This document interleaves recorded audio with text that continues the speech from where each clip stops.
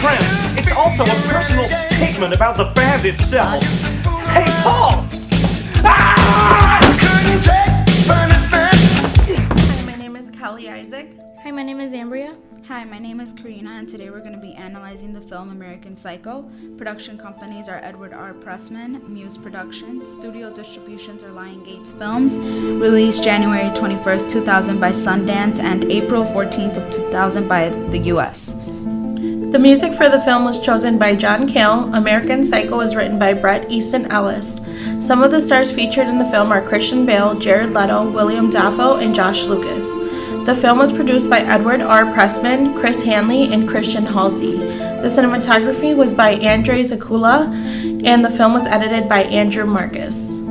The plot was based on the book, also written by Bret Easton Ellis. Patrick Bateman is a New York businessman with an ego that is bigger than his head. During the day, he focuses on being better than everyone in his department, while at night, his mind focuses on the next girl he can look at inside and out. The movie is considered thriller horror. Did you know I'm utterly insane? There are a lot of mistaken identities in the film, but overall the theme is to show the audience how much narcissism is really in the rich business world that we don't really think about or know about. Throughout the film, the biggest symbol I noticed was the flashy business cards Patrick and his colleagues were so obsessed with. In one scene, Patrick and his colleagues are showing each other their business cards, which created a sense of jealousy between each other, especially when one of them had a better business card than the other because it represented the status they held within the company. If one of Patrick's colleagues had a better business card than him, it seemed to enrage him because to Patrick his presentation was everything. Another symbol was the fancy attire Patrick wore throughout the film. Patrick made sure to always wear fancy and sophisticated attire to ensure everyone knew he was above them. In the film, they focused on a lot of lighting, especially on the scenes where Patrick went insane. They used a lot of silhouette to shape him out and to show who was the focus on the scene. The main focus on this scene, which is when he admits all of his crimes to his lawyer, is when he's walking into Paul Allen's apartment and he is shown in a silhouette with the lighting facing from the left side of the window. Half-face lighting was also used a lot throughout the movie. The beginning is one of the first examples when he's talking to the bartender. When he's talking to the bartender, he is speaking nicely while the bartender is rudely disrespecting him, and he does not like that, so when she turns around, he talks about how he's gonna gut her open and kill her. When he is a businessman, the lighting is usually very bright and you can see everything, specifically at the dinners or at the parties. When the lighting is very dark, he is the Patrick Bateman no one wants to see, also known as the devil. He is very dark and can't be seen, especially in the scenes where he is killing the homeless man, killing the prostitutes and the escort, and killing one of his co-workers. Adding on to lighting, when the rooms are very bright or very dark, when the light is very bright, usually that meant that Patrick did commit the crime. When the light is very dark throughout the movie, it meant that he did not commit the crime. It meant that he was assuming and he was thinking about committing those crimes. Throughout the movie, color was also used throughout all of the scenes. His main colors, Patrick usually seen with red and blue. Blue being cool and red being angry. His suit shirt was usually blue while the ties were usually red.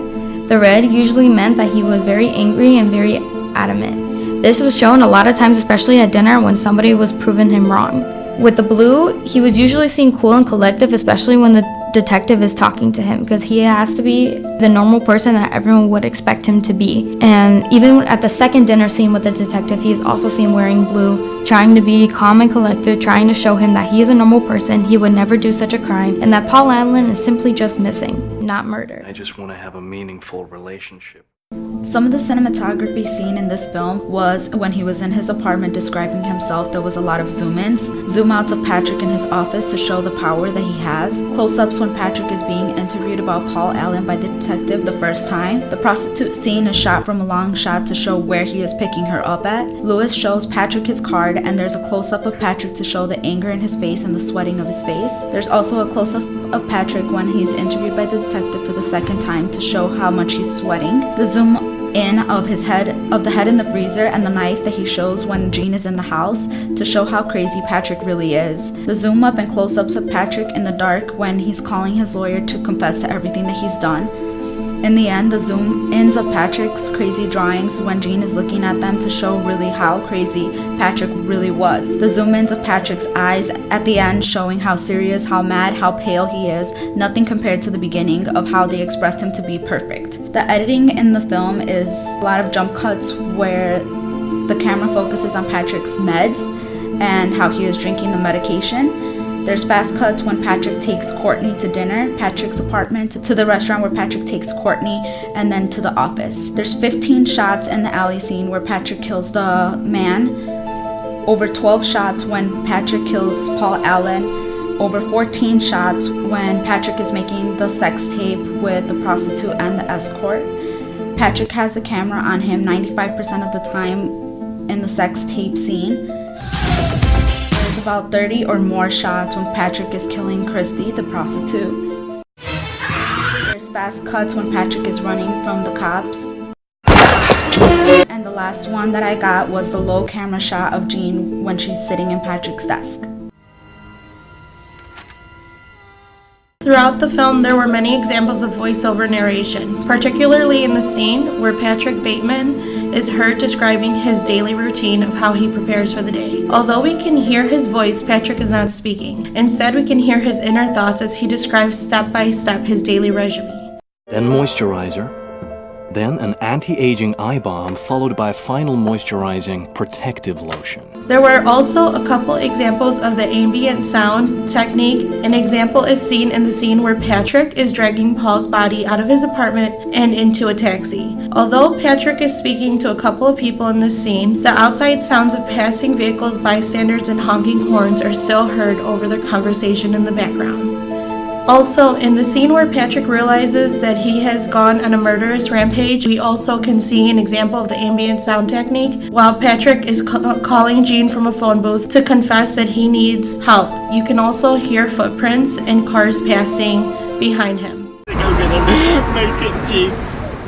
The music in the film was interesting because it was used to connect the way Patrick felt about himself and was also used to intensify some of his murders. Non-diegetic sound was used in the scene where he is at an ATM and a violin is playing quietly and calmly, but intensifies after he shoots the older woman and goes on the run.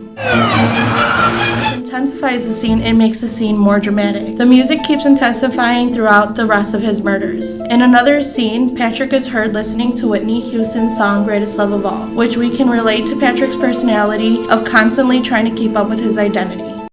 That's beautifully stated on the album. There is also an example of generalized score when Patrick is in his office listening to music and the atmosphere seems calm and peaceful, which matches the beat of the music. But once a detective arrives to speak to him, the music abruptly shuts off.